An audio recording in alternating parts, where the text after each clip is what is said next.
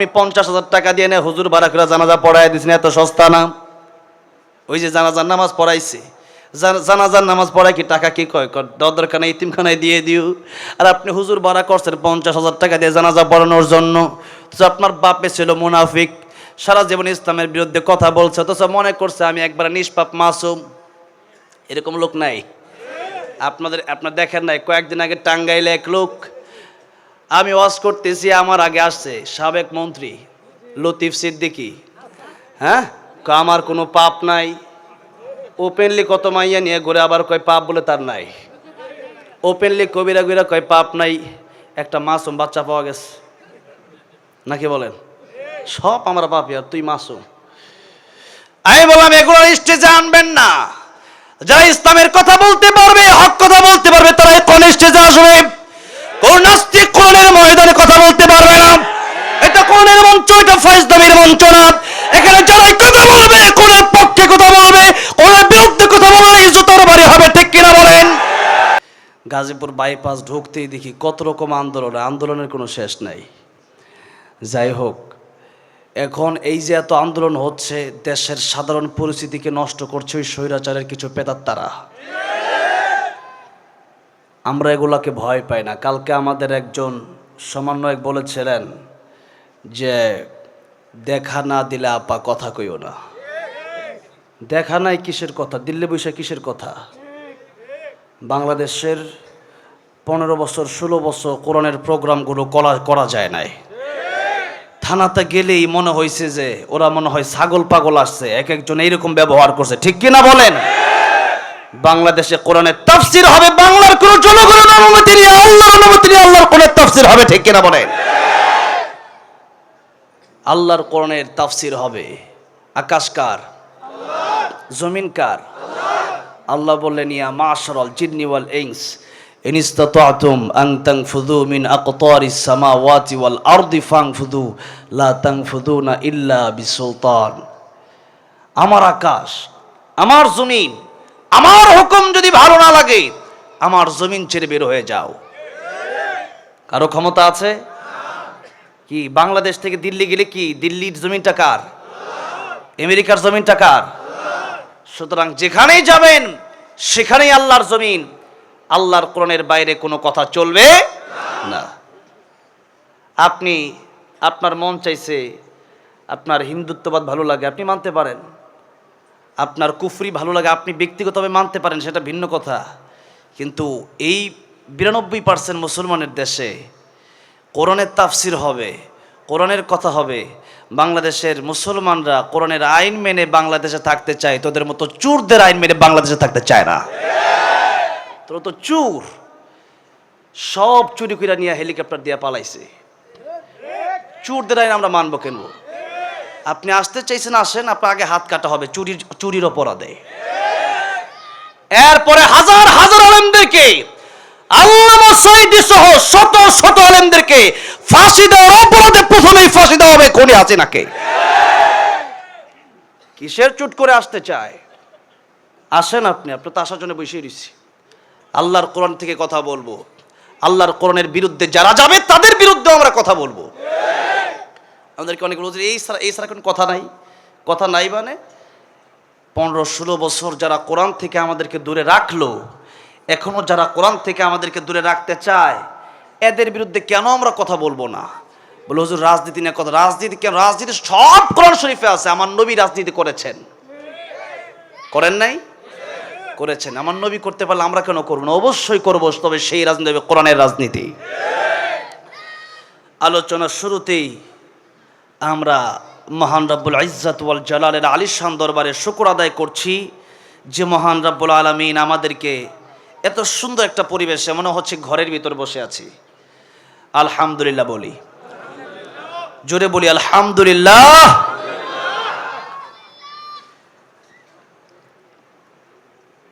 পবিত্র কোরআন শরীফের সূরা বাকারা থেকে এমন একটি আয়াতে কারিমা তেলাওয়াত করেছি যে আয়াতের তাফসীর বাংলাদেশে প্রায় আলেমগণই করেন এবং আমাদেরকে সেই তাফসীর শোনার প্রয়োজন।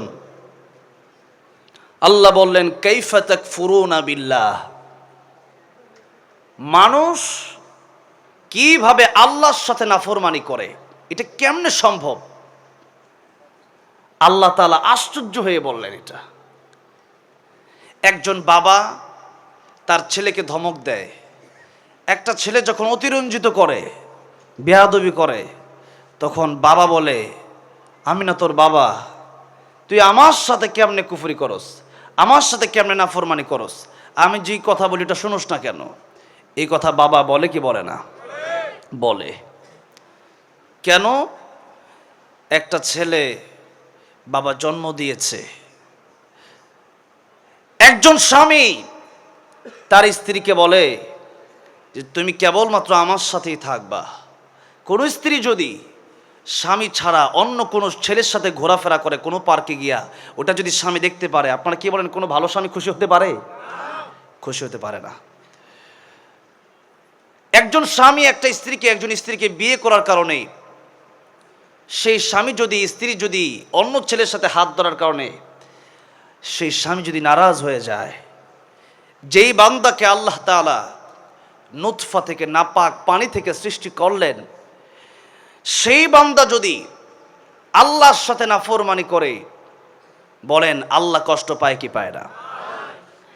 একজন স্ত্রী যদি অন্য একটা ছেলের সাথে ঘোরাফেরার কারণে তার স্বামী কষ্ট পায়, দুনিয়ার কোনো মানুষ যদি আমার আল্লাহ তার রিজিক দেয়, আমার আল্লাহ তারে খাবার দেয়, আমার আল্লাহ তাকে নিয়ামত দিচ্ছেন, ওয়া ইন তাউদ্দু নি'মাতাল্লাহি লা তুহসুহা, পরতে পরতে আল্লাহর নিয়ামত আমরা গণনা করে শেষ করতে পারবো না।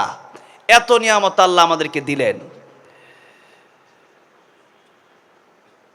সে আল্লাহকে বাদ দিয়া যদি কোনো পীরের পায়ে কেউ সেজদা করে, কোনো মাজারে কেউ সেজদা করে, কোনো গাছকে কেউ সেজদা করে, কোনো মূর্তিকে কেউ সেজদা করে, তাহলে বলেন আমার আল্লাহ সবচেয়ে বেশি কষ্ট পায় কি পায় না? আল্লাহ তাআলা বলছেন সূরা লুকমান হাকিম কোরআন শরীফে 8 জন মানুষের নামে সূরা এসেছে, তন্মধ্যে 6 জন হলেন নবী আলাইহিমুস সালাম, আর 2 জন ছিলেন আল্লাহর ওলি, একজন মহিলা ওলি আর একজন পুরুষ ওলি, লুকমান হাকিম। এই লুকমান হাকিম, তার নামে আল্লাহ কোরআনে একটা সূরা নাজিল করলেন 21 নম্বর পারায়। লুকমান হাকিম তার ছেলেকে বললেন, وَإِذْ قَالَ لُقْمَانُ لِابْنِهِ وَهُوَ يَعِظُهُ يَا بُنَيَّ لَا تُشْرِكْ بِاللَّهِ إِنَّ الشِّرْكَ لَظُلْمٌ عَظِيمٌ। ও আমার সন্তান, শিরিক করো না। শিরিকের ব্যাপারে আল্লাহ বললেন, আল্লাহর কাছে সবচেয়ে বড় জুলুম হচ্ছে শিরিক। নবী বললেন, ইয়া মুআয লা তুশরিক বিল্লাহ ওয়া ইন কুতিলতা আও হুররিকতা। মুআয, তুমি আল্লাহর সাথে শিরিক করবে না। আল্লাহর সাথে যদি তুমি শিরিক করো, ও মুআয, সব আমল তোমার ধ্বংস হয়ে যাবে। যদিও তোমার কতল করা হয়, যদিও তোমার আগুনে জ্বালায় পড়ে দেওয়া হয়, তবু তুমি আল্লাহর সাথে শিরিক করবা না। এটা আমার আল্লাহ সহ্য করতে পারেন না, বরদাস্ত করতে পারেন না। এই জন্য পৃথিবীতে যত নবীকে আল্লাহ পাঠিয়েছেন, সকল নবী একই দাওয়াত দিয়েছেন, ইয়া কওমি আবুদুল্লাহ মা লাকুম মিন ইলাহিন গায়রু। এক আল্লাহকে মানো, এক আল্লাহ ছাড়া কোনো ইলাহ নাই। লাউ কানা ফীহিমা আলিহাতুন ইল্লাল্লাহু লাফাসাদাতা। ইলাহ যদি 2 জন থাকতো, আল্লাহ যদি 2 জন থাকতো, এক আল্লাহ বলতো আজকে দিন হবে, আর এক আল্লাহ বলবে আজকে হবে না। এক আল্লাহ বলতো আজকে সূর্য উঠবে, আর এক আল্লাহ বলতো উঠবে না। এক আল্লাহ বলবে জুবাইর আহমদ তাশরিফ আজকে বাঁচবে, আর এক আল্লাহ বলবে না সে আজকে মরবে। হয়তো আমি বাঁচবো, নয়তো মরবো, এর বাইরে হবে। হয়তো সূর্য উঠবে নয়তো উঠবে না, এর বাইরে হবে না। হয়তো দিন হবে নয়তো রাত হবে, আর বাইরে হবে না। সুতরাং দুই আল্লাহর ঝগড়ার কারণে দুই আল্লাহ ধ্বংস হয়ে যেত, তমাম পৃথিবী সব ধ্বংস হয়ে যেত। এই জন্য আল্লাহ একজন। এই কথা বোঝার জন্য উমাইয়া খলিফা মাহাদির সময় উমাইয়া খলিফা মাহাদির কাছে নাস্তিক আসলে এসে বলল, উমাইয়া খলিফা মাহাদি, আল্লাহ এক, এটা আমি বিশ্বাস করি না, আপনি আমার বিশ্বাস করান দেখি। উমাইয়া খলিফা মাহাদি তখন ইমাম আজম আবু হানিফা রহমতুল্লাহ আলাইহি বেঁচে ছিলেন। ইমাম আজম আবু হানিফা রহমতুল্লাহ আলাইহিকে ডাকলেন ওনার দরবারে। কিন্তু বাদশার এক পারে হলো নদী, দাজলা নদী। নদীর এক প্রান্তে ইমাম আবু হানিফার বাড়ি, আরেক প্রান্তরে বাদশার বাড়ি।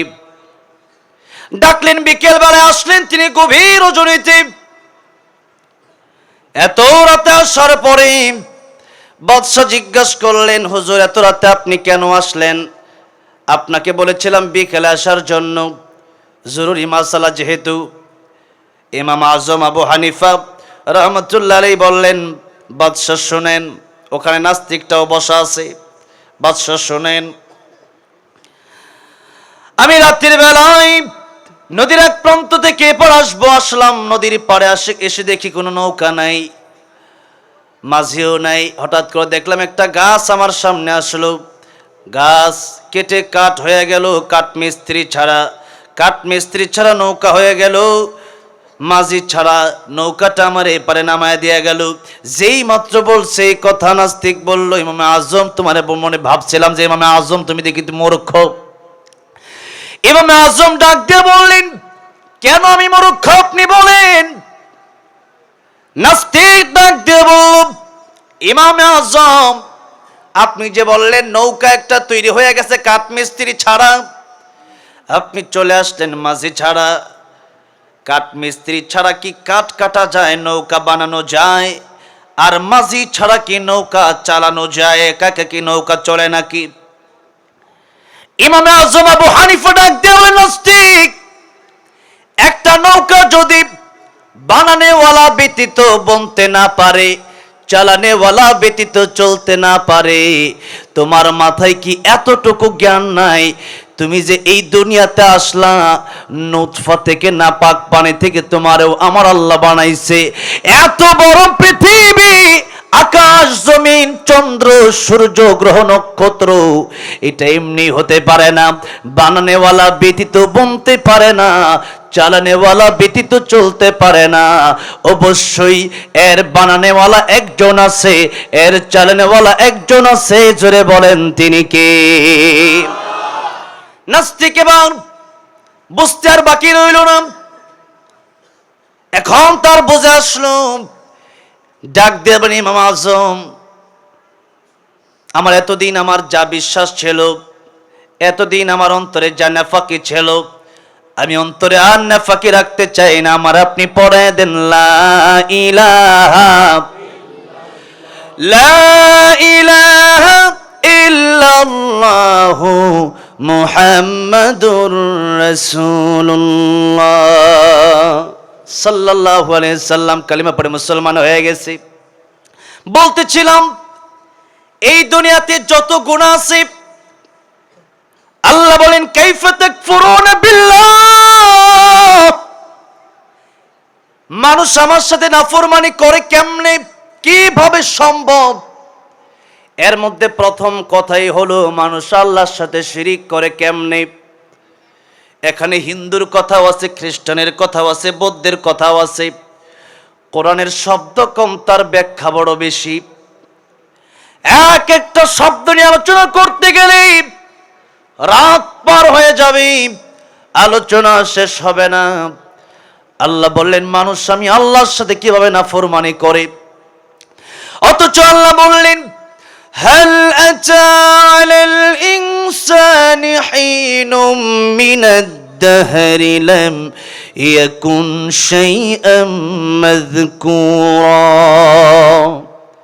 মানুষ জিরো ছিল, কিছুই ছিল না, বর্ণনা করার মতো তার কিছুই ছিল না। এখন আমার নাম জুবাইর, আপনার নাম জসিম, আব্দুর রহমান, আব্দুর রহিম, আজ থেকে 100 বছর আগে আপনি তো ছিলেন না, আবার 100 বছর পরেও তো আপনি থাকবেন না। সুতরাং এত সুন্দর সুঠাম দেহ তো এক সময় ছিল না। ছিলাম রক্ত, হলাম গোস্ত, এরপরে হলাম হাড্ডি, এরপরে আল্লাহ ভিতরে দিলেন রুহু। রুহু আবার যেদিন চলে যাবে, কবি বলেন ইঞ্জিনটা চইলা গেলে হায় রে হায় রে হায়, ডাব্বাটা পইরা রইবে এই যে দুনিয়ায়। ইঞ্জিন যেদিন চলে যাবে, রুহু যেদিন চলে যাবে,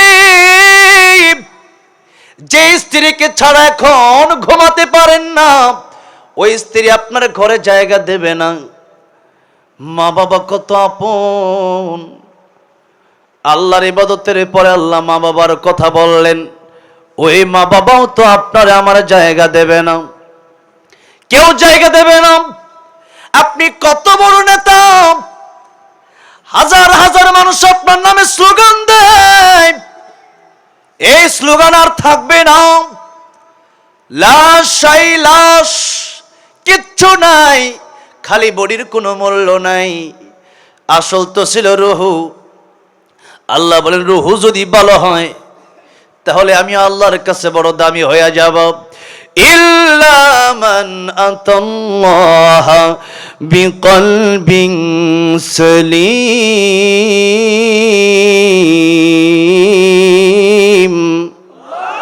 অন্তরটা যদি ভালো হয়, গোটা দেহ ভালো হয়ে যায়। কারণ আমার গোটা দেহরে পরিচালনা করে আমার অন্তরে। কিসে পরিচালনা করে? অন্তরে পরিচালনা করে। এটা হচ্ছে ইঞ্জিন। এই জন্য ইঞ্জিন চলে যাওয়ার পরে আর নেতার নেতাগিরি থাকে না। এত টাকা, গাড়ি বাড়ি কিচ্ছু থাকবে না। যেদিন মরে যাবেন, বাড়ি তো 5 তলা 10 তলা আপনার টাকায় আপনি করছিলেন, এটা তো অন্য মানুষের টাকায় করেন নাই। কিন্তু ওই 5 তলায় যদি আপনি ওসিয়ত করে যান যে একটা তালা আমার জন্য বরাদ্দ করবা, কেউ করবে নাকি? করবে না। ওটা তো মরে গেছে, তো এখন তার ওসিয়তের দামটা রইল কোথায়? আর 5 তলায় রাখলে পরে কয়েকদিন পরে লাশ গন্ধ বের হবে, রাখা যাবে না। এই যে কয়েকদিন আগে ছোট্ট একটা, গতকাল বা পরশু দিনের ঘটনা, মুনতাহা মেয়েটার হত্যা করছে। কত বড় নিকৃষ্ট মানুষ, তাদের কিন্তু বলছে উলাইকা কাল আনামি বাল হুম আদল। নিষ্পাপ একটা মাসুম বাচ্চারা হত্যা করে ফেলছে। 1 দিন 2 দিন 3 দিন বাপ মা খোঁজ খবরের জন্য 1 লাখ 2 লাখ 5 লাখ টাকা পুরস্কার দেওয়া হবে। কিন্তু পুরস্কারের ঘোষণা দিলে কি হবে? 7 দিন আগেই তুমি মরে গেছি। এই যে মেয়েকে মেরে ফেললো, 3 দিন 4 দিন 5 দিন 1 সপ্তাহ পরে লাশ থেকে গন্ধ বের হচ্ছে। ও মুসলমান, আপনাদেরকে জিজ্ঞাসা করতে চাই, আজকের ওয়াজ মাহফিলে আমার মরণ হতে পারে কি পারে না? আপনার মরণ হতে পারে কি পারে না? মিরপুরে শহীদ বুদ্ধিজীবীর মাঠ আছে। প্রায় 2 থেকে 3 বছর আগে আমার দাওয়াত করা হলো সেই মাঠে, বুদ্ধিজীবী মাঠে। আমার বয়ান বাদ মাগরিব আসরের পরে আমি চলে গেলাম সেখানে। অনেকগুলো কবর সেখানে আছে। চিন্তা করলাম সবাই তো আর খারাপ, অনেক ভালো মানুষ তো আছে, একটু কবরগুলো জিয়ারত করে আসি। অনেকগুলো কবর জিয়ারত করতে করতে করতে করতে হঠাৎ করে আমার চোখের সামনে একটা লেখা ভেসে উঠল, ফিরোজ শাহ গানের শিল্পী। আমার মনে পড়ে গেল সেই কথা, ফিরোজ শাহ তো সেই শিল্পী, যে শিল্পী গানের মঞ্চে গান গাচ্ছিল। 1 মিনিটের নাই ভরসা, সঙ্গ হবে রং তামাশা, দম ফুরাইলে বন্ধু চক্ষু বুঝিলে, দম ফুরাইলে বন্ধু চক্ষু বুঝিলে। 1 মিনিটের নাই ভরসা তার মুখ থেকে যখন উচ্চারণ হচ্ছিল, স্টেজের ভেতরে মাইকটা নিয়ে পড়ে গেল। মানুষ চিন্তা করলো কি বেহুশ হয়ে গেল না কি হলো। দেখা যায় কলব আর লড়ে না। এই তো ছিল জীবন। আর আপনার জীবন তো এই তো জীবন।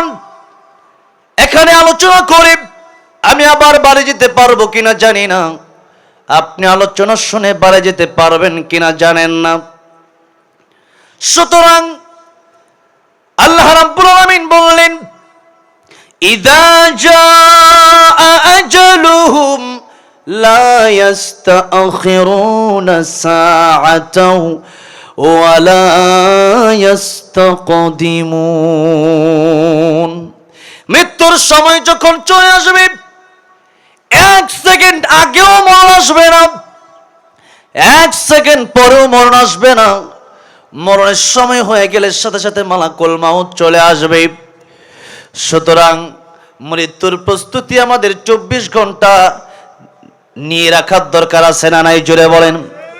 আল্লাহ বললেন সূরা তাহা, ইন্নাস সাআতা আতিয়াতুন আকাদু খুফিহা লিতুজজা কুল্লু নাফসিন বিমা তাসআ। এখানে সা মানে কিয়ামত বলা হয়েছে, কিন্তু কিয়ামতের দুইটা ব্যাখ্যা এসেছে। আল্লাহর নবী বললেন, একটা হলো কিয়ামতে কুবরা, আরেকটা হলো কিয়ামতে সুগরা। কুবরা মানে বড়, সুগরা মানে ছোট।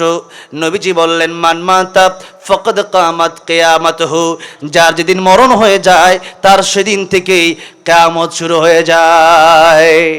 মরণ যেদিন হয়ে যাবে কিয়ামত শুরু হয়ে যাবে। শুধু তাই না, মরণের আগেই ভালো মানুষ যদি হয়, সেই মানুষের কাছে আল্লাহর রহমতের ফেরেশতা চলে আসে আর বলতে থাকে, যারা পারেন আমার সাথে ঠোঁট মিলিয়ে পড়েন, ইয়া আইয়াতুহান নাফসুল মুতমাইন্নাহ ইরজিই ইলা রাব্বিকি রাদিয়াতাম মারদিয়া ফাদখুলি ফি ইবাদি ওয়াদখুলি জান্নাতি। হে ভালো অন্তর, ভালো মন, চলে যাও তোমার রবের দিকে। কোন অবস্থায়? রাদিয়াতাম মারদিয়া, তোমার আল্লাহ তোমার প্রতি খুশি, তুমি আল্লাহর প্রতি খুশি, কোনো টেনশন নাই, কোনো চিন্তা নাই। লাল গালিচা বিছিয়ে দিলাম, চলে আসো আমার আল্লাহর কাছে। মরতে দেরি হবে, আমার আল্লাহর সাথে তোমার সাক্ষাৎ হতে দেরি হবে না। সুবহানাল্লাহ, জোরে কোন। আল্লাহর দেখার ইচ্ছা আছে না নাই? দেখা হবে জান্নাতে। কোথায় দেখা হবে? দুনিয়ার মানুষের প্রেমে পাগল হইছেন, শুধু মানুষের প্রেমে পাগল হয়েন না, এই দুনিয়ার সুন্দর সৃষ্টি দেখে পাগল হবেন না। এই সৃষ্টির স্রষ্টা যিনি, তিনি কে? তোমার সৃষ্টি যদি হয় এত সুন্দর, না জানি তাহলে তুমি কত সুন্দর, কত সুন্দর। দুনিয়া সুন্দর, মানুষ সুন্দর, আসমান সুন্দর, জমিন সুন্দর, সুন্দরে সুন্দরে পাল্লা। জানি না কত সুন্দর তুমি আল্লাহ, জানি না কত সুন্দর তুমি আল্লাহ। বলেন, জানি না কত সুন্দর তুমি আল্লাহ, জানি না কত সুন্দর। ঝরনা ছুটে চলে একে বেঁকে, পৃথিবীর বুকে কত ছবি এঁকে। নদীর ওই কলতানে, সাগরের গর্জনে, নদীর ওই কলতানে, সাগরের গর্জনে, ঢেউয়ে ঢেউয়ে দেয় পাল্লা।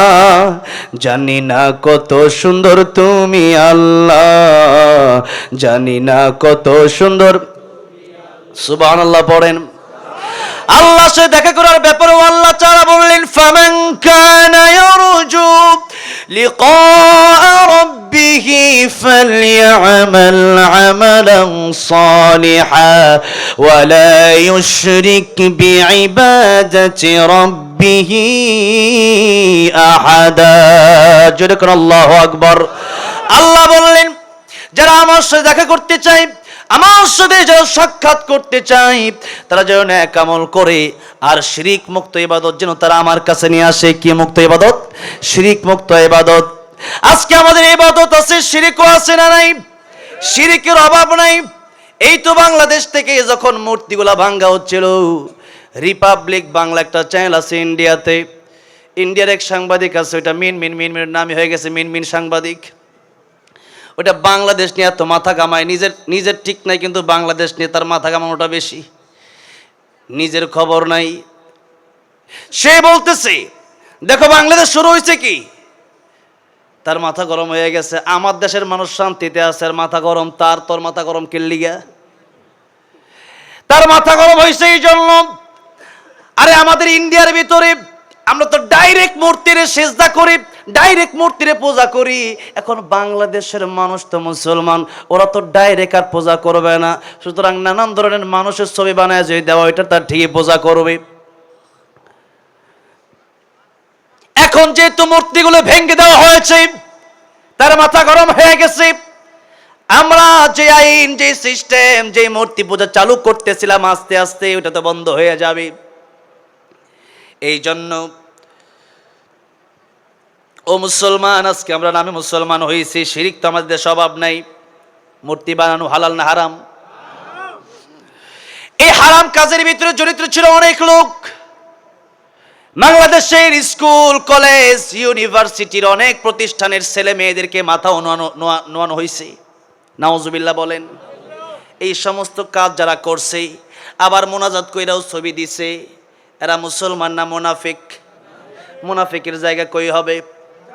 আল্লাহ বললেন ইন্নাল মুনাফিকিনা ফিদ দারকিল আসফালি মিনান নার ওয়া লান তাজিদা লাহুম নাসীরা। ওগো নবীজি, কিয়ামতের ময়দানে মুনাফিক যারা হবে, এদের জাহান্নামের সবচেয়ে অতল কবর তাদের জায়গা হবে, জাহান্নামের সবচেয়ে কঠিন শাস্তি তারা ভোগ করবে। আর আল্লাহর নবীকে বললেন ওয়ালান তাজিদা লাহুম নাসীরা, কোন সাহায্যকারী কিয়ামতের ময়দানে মুনাফিকের জন্য খুঁজে পাওয়া যাবে না। একজন মুনাফিক, তার জানাজাও নবী পড়লেন। আল্লাহ বলেন নবী, আপনি জানাজা পড়ালেও মুনাফিকের কোনো ক্ষমা হবে, দোয়া করলেও কোনো ক্ষমা হবে না। আপনি 50,000 টাকা দিয়ে না হুজুর বারাকুরা জানাজা পড়াই দিয়েছেন, এত সস্তা না? ওই যে জানাজার নামাজ পড়াইছে, জানাজার নামাজ পড়ায় কি টাকা কি কয়, দরখানায় ইতিমখানায় দিয়ে দিও। আর আপনি হুজুর বারা করছেন 50,000 টাকা দিয়ে জানাজা পড়ানোর জন্য। তো আপনার বাপে ছিল মুনাফিক, সারা জীবন ইসলামের বিরুদ্ধে কথা বলছে, অথচ মনে করছে আমি একবার নিষ্পাপ মাসুম। এরকম লোক নাই আপনার দেখেন নাই? কয়েকদিন আগে টাঙ্গাইলে এক লোক, আমি ওয়াজ করতেছি, আমার আগে আসছে সাবেক মন্ত্রী লতিফ সিদ্দিকী। হ্যাঁ, আমার কোনো পাপ নাই, ওপেনলি কত মাইয়া নিয়ে ঘুরে, আবার কয় পাপ বলে তার নাই। ওপেনলি কবিরা গিরা কয় পাপ নাই, একটা মাসুম বাচ্চা পাওয়া গেছে, নাকি বলেন? সব আমরা পাপি আর তুই মাসুম। আমি বললাম এগুলো স্টেজে আনবেন না, যারা ইসলামের কথা বলতে পারবে, হক কথা বলতে পারবে, তারা কোন স্টেজে আসবে। কোন নাস্তিক কোরআনের ময়দানে কথা বলতে পারবে না। এটা কোরআনের মঞ্চ, এটা ফয়জদাবির মঞ্চ না।